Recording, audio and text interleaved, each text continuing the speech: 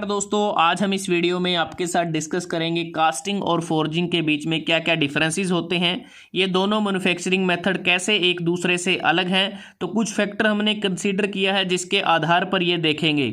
सबसे पहले बात करते हैं कास्टिंग की। कास्टिंग की अगर बात करें, इसमें मटेरियल को हम मेल्ट करते हैं, उसे उसके मेल्टिंग पॉइंट से ज़्यादा टेम्परेचर पर गर्म किया जाता है और लिक्विड मेटल को लैडल की मदद से जो मोल्डिंग बॉक्स के पार्ट होते हैं जिसमें हमने पैटर्न को रखा है, जो रेप्लिका होता है कास्टिंग का, वहाँ पर उसके पोर किया जाता है।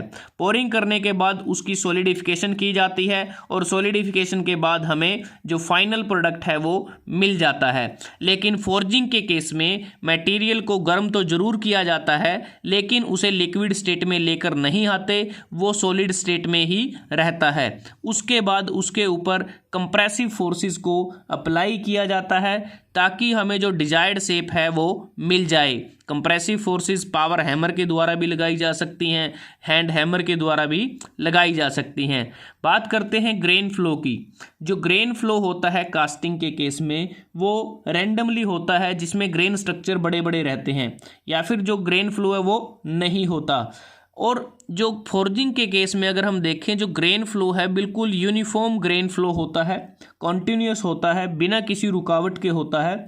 और जो मटेरियल जो ग्रेन फ्लो है, जो कंटूर होता है, जो सिस्टम जो शेप होती है, बिल्कुल उसके थ्रू ही वो चलता है। स्ट्रेंथ की बात करते हैं। कास्टिंग के केस में जैसे हमने बात की, जो ग्रेन फ्लो नहीं होने के कारण या फिर वीक क्रिस्टलाइन स्ट्रक्चर होने के कारण जो कास्टिंग की स्ट्रेंथ है वो कम होती है, ये ज़्यादा वर्किंग स्ट्रेस को बियर नहीं कर सकती।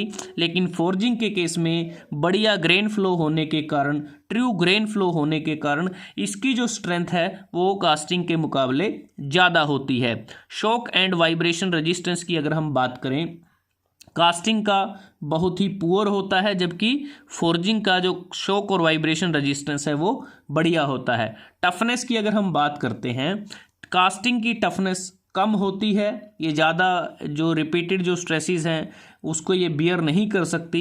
लेकिन जो फोर्जिंग है इसकी टफनेस ज़्यादा होती है। वेल्डेबिलिटी की अगर हम बात करते हैं, जो कास्टिंग से बने पार्ट्स होते हैं वो उनको वेल्ड करना एक डिफ़िकल्ट कार्य रहता है, लेकिन फोर्जिंग से बने पार्ट्स को बड़ी आसानी के साथ वेल्ड किया जा सकता है। कॉम्प्लिकेटेड शेप प्रोडक्शन, जो कास्टिंग है इसमें जो मेटल होता है वो हमारा लिक्विड स्टेट में हम इसको लेकर आते हैं, और जिसके कारण हमें ज़्यादा फ्लेक्सिबिलिटी मिल जाती है डिज़ाइन को बनाने में। तो कॉम्प्लेक्स पैटर्न की मदद से हम कॉम्प्लिकेटेड शेप कास्टिंग के द्वारा प्रोड्यूस कर सकते हैं। लेकिन फोर्जिंग के केस में ऐसा नहीं है। फोर्जिंग के केस में हमारा जो मटेरियल है वो सॉलिड स्टेट में ही रहता है, और यही कारण है कि यहाँ पर हम कॉम्प्लिकेटेड जो शेप है वो नहीं बना पाते।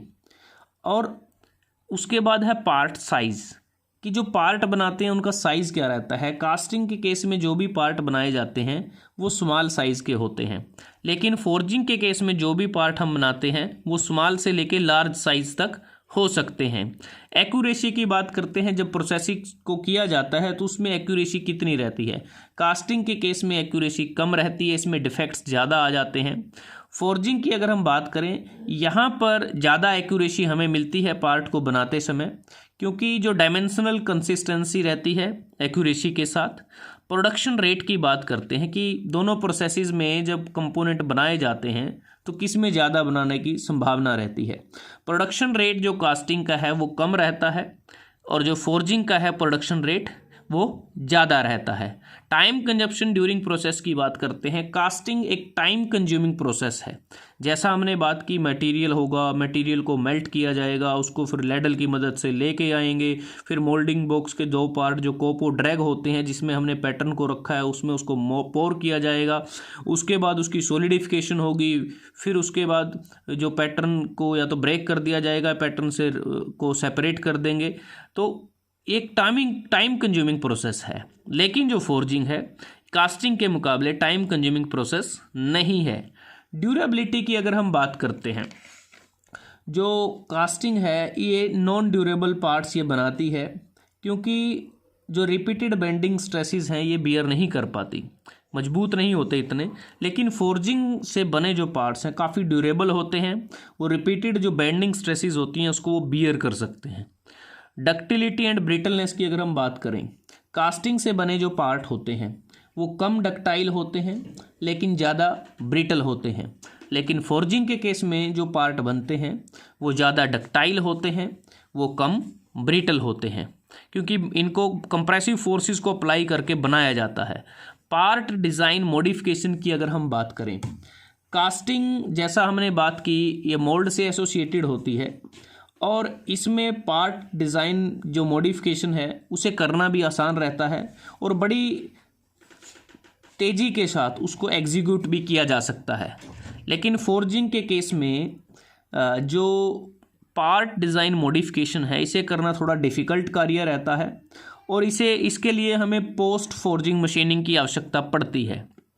टेंसाइल स्ट्रेंथ की अगर हम बात करें, कास्टिंग से बने जो पार्ट होते हैं उनकी जो टेंसाइल स्ट्रेंथ है वो कम होती है, जबकि जो फोर्जिंग से बने पार्ट होते हैं उनकी जो टेंसाइल स्ट्रेंथ है वो ज़्यादा होती है।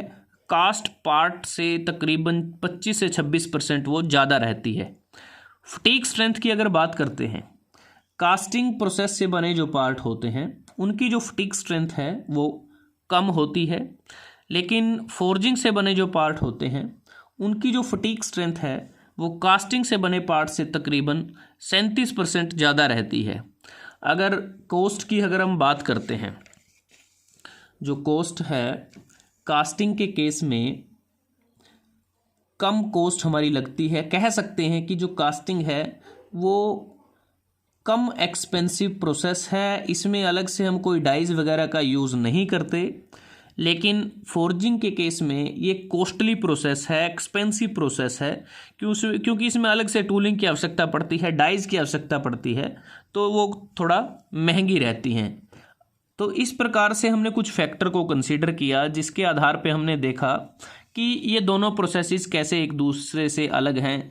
तो यहाँ आप देख सकते हैं जो पार्ट कास्टिंग से बनाए जाते हैं वो कॉम्प्लिकेटेड कॉम्प्लेक्स शेप के भी हो सकते हैं, लेकिन फोर्जिंग से बने जो पार्ट हैं वो सिंपल शेप के हैं, उनमें ज़्यादा कॉम्प्लेक्सिटी आपको नज़र नहीं आएगी। और यहाँ पर अगर हम देखें अलग अलग शेप के पैटर्न बने हैं जिसमें मोल्टन मेटल को पोर किया जा रहा है। यहाँ पर हैमर की मदद से एनविल पर हमने एक जो पीस है उसको हैमर किया जा रहा है। तो इस प्रकार से ये प्रोसेसेस की जाती हैं और ये कुछ फैक्टर्स है जिसके आधार पे हमने देखा कि कैसे ये दोनों प्रोसेसेस एक दूसरे से अलग हैं। तो अगर आपको ये वीडियो अच्छा लगा आप इसको लाइक कर सकते हैं, शेयर कर सकते हैं अपने दोस्तों के साथ, स्टूडेंट्स के साथ, और जल्दी हाजिर होते हैं एक नए वीडियो के साथ। तब तक के लिए धन्यवाद। आपका दिन शुभ रहे।